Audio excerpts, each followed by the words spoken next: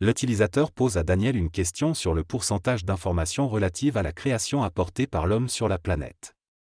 Daniel explique que l'homme connaît tout, mais seulement dans l'instant présent. Il y a une discussion sur le fait que l'homme est comme une pieuvre avec des tentacules, mais finalement Daniel affirme que l'homme et la pieuvre sont différents. Il discute également de la souffrance, avec Daniel expliquant que plus on en est conscient, plus on souffre, mais cela rend moins ignorant. Finalement, Daniel raconte une histoire d'une femme qui écrase accidentellement son bébé sans que ce dernier ne montre de souffrance, suggérant qu'il n'est pas assez conscient pour ressentir la douleur. Le texte aborde plusieurs sujets liés à la souffrance humaine et à la conscience. L'auteur souligne que la souffrance n'est pas liée au niveau de richesse ou de confort matériel, mais plutôt à l'évolution de la conscience. Plus la conscience se développe, plus la souffrance est perçue et ressentie. Cependant, la souffrance en elle-même n'augmente pas, c'est la conscience de celle-ci qui évolue. L'auteur établit un lien entre la souffrance humaine et le poids karmique de l'évolution ou de la création, affirmant que l'homme porte une grande responsabilité dans l'ordre cosmique. L'auteur parle également de la polarisation de l'ego, qui génère la perception du bien et du mal. Finalement, il aborde la question de la spiritualité et du mental humain. L'être humain est polarisé, attiré par certaines choses et répulsé par d'autres. Cette polarisation est inhérente à la création et à l'existence en tant qu'être conscient. L'homme a pris conscience de sa polarité lorsqu'il a mangé de l'arbre de la connaissance du bien et du mal, ce qui a provoqué la naissance de la souffrance et de l'ego. Les animaux aussi sont polarisés, mais ils n'ont pas conscience de cette polarité. Avec le temps, l'homme a développé une conscience plus élevée de sa souffrance, ce qui lui a permis de la considérer comme une qualité. Certaines théologies ont blâmé le matérialisme pour la souffrance humaine, mais en réalité, c'est le développement de la conscience qui l'accompagne qui est responsable de cette souffrance accrue. La peur de perdre des biens matériels n'est pas liée à la matière elle-même, mais à la conscience attachée à ces biens. Dans ce texte, l'auteur réfléchit sur la valeur de la vie et la souffrance humaine. Il affirme que la conscience se développe au fil du temps, ce qui conduit l'homme à avoir plus peur de la mort et de la perte. Cependant, l'auteur fait remarquer que l'homme tue moins qu'avant, car la valeur de la vie s'est améliorée. Néanmoins, la souffrance reste inhérente à l'existence sur Terre. L'auteur suggère qu'il pourrait y avoir une autre façon de repenser l'évolution de l'humanité afin d'éliminer la souffrance grâce à une structure intelligente et en faisant la volonté du Père. Il aborde également le fait que la pensée peut conduire à la souffrance et à la recherche de réponses illusoires, comme les religions. Finalement, l'auteur soulève la difficulté pour l'homme de trouver des réponses dans sa quête de sens. Lorsque l'homme pense régulièrement, il développe un ego de pensée qui s'identifie au penseur lui-même. Cet ego pense et pose des questions, mais il manque souvent de réponses. Ce manque de réponses conduit l'ego à expérimenter une certaine ignorance et à se sentir manipulé. Il en déduit qu'il est un imbécile placé quelque part et qu'il sert à quelque chose, sans savoir quoi. Au fil des générations, l'ego finit par se créer un ensemble de concepts et d'illusions pour combler cette ignorance, comme l'ésotérisme ou l'occultisme.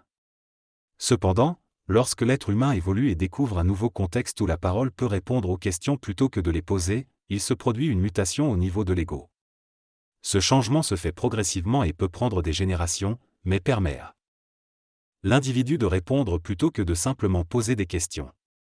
Cependant, cela peut également le plonger dans une problématique où il n'a plus de questions et donc plus de réponses, ce qui le laisse désorienté. Pour pallier à cela, il peut devenir conférencier ou se regrouper avec d'autres pour continuer à poser des questions. Cependant, ceux qui n'ont pas cet accès peuvent se retrouver bloqués, leurs paroles ne leur servant plus à rien car ils n'ont plus de questions à poser. L'auteur de l'écrit explique que lui-même est arrivé à un stade où il peut s'interviewer et ne ressent plus le besoin de donner des conférences. Le texte mentionne également qu'il existe un moyen pour contrer cette souffrance créée par le fait de ne plus avoir de questions, mais l'auteur ne souhaite pas en parler pour le moment. En résumé, l'homme souffre lorsqu'il réalise qu'il n'est pas celui qui pense dans sa tête, mais l'écrit propose un moyen de soulager cette souffrance.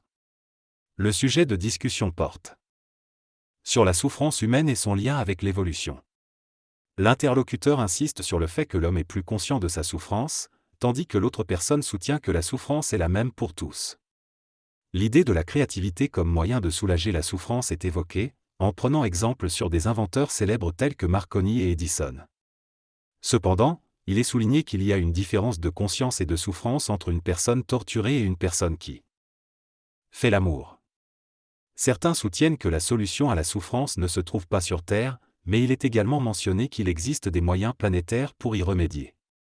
Enfin, il est suggéré que créer un monde illusoire ou vivre dans une certaine localisation peut contribuer à réduire la souffrance.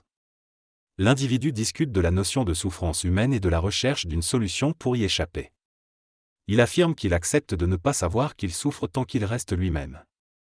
Elle aborde ensuite la question de comment trouver cette solution, en soulignant l'importance de savoir quel père suivre. Il mentionne également la nécessité de pouvoir servir les autres et de se servir soi-même. Il critique la conception traditionnelle du père comme une mauvaise conceptualisation et propose une nouvelle approche plus difficile à comprendre et à expliquer. Il parle de l'énergie, du père créateur de l'âme, Lucifer, et des différentes entités impliquées dans la gestion de l'évolution humaine. Il distingue entre un père dans le ciel, l'égrégore qui crée l'âme, et un père en dehors du monde de la mort. Il mentionne l'importance de la prière pour accéder à cette énergie. Le résumé se termine sur l'importance de connaître les clés pour accéder à cette énergie. L'être humain cherche à entrer en contact avec une paternité extraterrestre et supramentale, mais tant que notre ego est fort, il est préférable de continuer à utiliser les termes Père ou Seigneur. Il faut entrer en contact avec un phénomène plus intelligent que nous, qui peut nous amener à aimer et contrôler nos sentiments. Lorsque nous commençons à penser avec une intention et à entrer en contact avec les plans supramentaux, nous devons être conscients de la présence d'une entité qui soude les super-univers, qui est extra-super-universelle.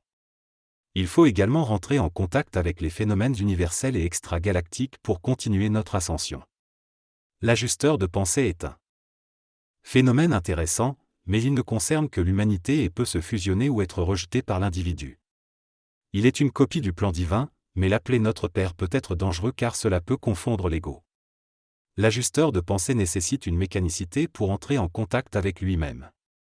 Il est important de prier, mais plutôt pour demander à faire quelque chose plutôt que de demander à Dieu de faire quelque chose. Pour entrer en contact avec l'ajusteur de pensée, il faut utiliser des clés et être conscient de la langue et de la compréhension de l'entité.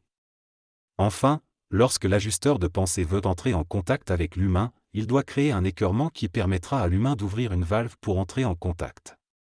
L'ajusteur de pensée n'entre pas en contact direct avec l'humain, mais sa présence conduit l'être humain à devenir hyper-conscient de la mort planétaire. Cette hyper-conscience pousse l'humain à devenir pacifiste, écologiste et humaniste. L'humain se rend compte de l'illusion de la vie et de la mort, mais il ne comprend pas tout. Il est prévu qu'à un certain moment, l'humain puisse entrer en contact avec un ajusteur de pensée plus facilement en se regroupant autour d'une personne ayant déjà eu cette expérience. L'ajusteur de pensée a une fonction anégoïque et est d'origine divine, il peut manipuler et orchestrer l'évolution de l'individu. L'être humain doit demander à son ajusteur de pensée de lui permettre un contact avec le plan bouddhique. Qui contrôle le plan bouddhique ? L'ajusteur de pensée permet à l'individu d'être en contact avec ces trois plans extracélestes. L'ajusteur de pensée fonctionne comme un canal pour traverser le monde de la mort et s'abreuver dans le monde supramental en restant dans le plan matériel. L'ego de l'être humain doit être instruit et progressivement devenir anégoïque pour que l'énergie devienne morontielle et engendre une copie conforme de l'aube éthérique. Pour instruire l'ego, il faut lui parler dans son langage, en utilisant des mots-clés qui lui sont familiers comme Dieu. L'intellect de l'humain s'est affiné grâce à une vision plus consciente de la manipulation divine. Dans cette conversation, il est question de la notion de contrôle de l'âme dans la perspective d'une science planétaire du monde de la mort, du ciel et de la création. Lorsque l'intellect entend le mot Dieu, il entre en fonction pour déboulonner cette illusion. Cependant, les mots utilisés pour exprimer ces concepts sont souvent méconnus ou mal utilisés, ce qui rend difficile leur compréhension par l'être humain. La créativité est considérée comme une illusion sur Terre, car elle implique souvent la fuite de la souffrance. La personne mentionnée dans l'exemple est décrite comme vivant dans l'illusion de la créativité, cherchant à échapper à la souffrance tout en créant quelque chose qui est nécessaire sur Terre. Cependant, la souffrance est toujours présente, même si elle est souvent camouflée ou moins conscientisée. Il est souligné que l'individu conscientisé ne devrait pas chercher à fuir la souffrance en se distrayant ou en travaillant dans la matière, car cela peut mener à des problèmes. L'auteur exprime le constat que les individus travaillent de longues heures chaque jour pour échapper à leur souffrance. Il mentionne l'idée d'une fraternité comme une tentative d'atténuer cette souffrance, mais propose qu'il y ait une autre solution libératrice. Il explique que lorsque les individus créent, ils masquent leur souffrance, mais ils peuvent également conserver une conscience des choses. Il compare cela au fait de boire, où la conscience s'évanouit. Il suggère que créer des outils est la première étape pour changer la matière et que cela permettra à l'humanité de découvrir de nouvelles choses. Cependant, il souligne que cela mènera également à une nouvelle souffrance. Il explique que lorsque les individus contrôlent leurs pensées et entrent en contact avec le plan divin, ils peuvent éliminer la souffrance de leur corps physique. Cependant, il précise que tant qu'il y aura une création, il y aura une conscience qui souffrira. L'auteur encourage finalement à éliminer l'illusion de la souffrance pour avancer vers une solution plus complète. L'être humain pourrait éliminer la conscience dualitaire de la souffrance s'il avait un cadre social propice à son évolution. Cela nécessiterait encore quelques années pour exprimer pleinement sa conscientisation et augmenter son niveau de conscience de la souffrance. Cependant, l'individu affirme que sa souffrance personnelle diminue progressivement et qu'il n'est donc pas très dérangé par celle-ci. Il mentionne également que la souffrance est un phénomène absolu et que les êtres vivants doivent la supporter pour avancer, mais il est possible de la transcender en élevant notre niveau de conscience. L'humain devrait monter son potentiel d'énergie de conscience pour se hisser au-dessus de la conscientisation de la souffrance. Il souligne également qu'il existait des mécanismes dans le passé pour aider à cette élévation, mais certaines personnes craignent qu'en les utilisant, elles retombent dans la souffrance. Cependant, la souffrance continuera d'exister tant qu'il y aura une création, mais il n'est pas nécessaire d'en être conscient. La conférence se poursuivra le mois prochain. Le texte aborde plusieurs sujets, mais une des idées principales est que l'humanité a besoin de chemins imaginaires et d'illusions pour progresser. L'auteur mentionne que la construction de théories scientifiques repose sur des chemins faux qui mènent à la compréhension de la réalité. Il souligne également l'importance de trouver un chemin qui a du cœur et qui différencie ceux qui sont au bar de ceux qui font des inventions. L'auteur soutient que la simplicité apparente est souvent plus compliquée qu'on ne le pense, et qu'il faut fouiller pour trouver la solution réelle parmi de nombreuses autres propositions. Elle évoque également la souffrance inhérente à l'existence humaine et affirme que l'arbre n'a pas démangé l'humain, mais que l'humain a décidé de le manger, ce qui a entraîné des conséquences et des tests pour l'humanité. Finalement, l'auteur affirme que l'humain doit prendre conscience de sa situation inhabituelle dans l'univers pour évoluer. Dans cet extrait, l'auteur aborde le concept de la souffrance et de la polarisation de l'être humain. Il explique que la création a été créée avec la souffrance comme composante inhérente, et que l'homme doit supporter le karma de cette souffrance.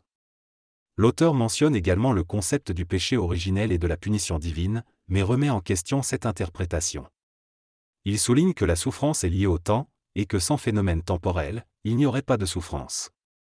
Enfin, l'auteur mentionne sa relation avec le divin et son engagement à suivre la volonté de Dieu.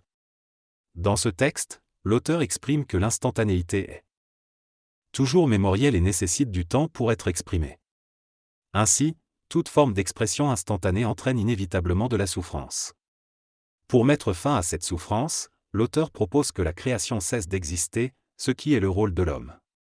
Cependant, il affirme qu'il est possible pour l'être humain d'atteindre une conscience instantanée qui ne dépend pas de l'expérience douloureuse.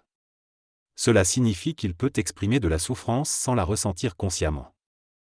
R suggère que cette capacité permettra à l'être humain de se connecter et de comprendre la souffrance des autres sans en être affecté. Finalement, il indique qu'il reste du temps pour trouver une solution plus globale à cette mécanique de la souffrance, en se référant au point de vue bouddhique et à l'intelligence instrumentale.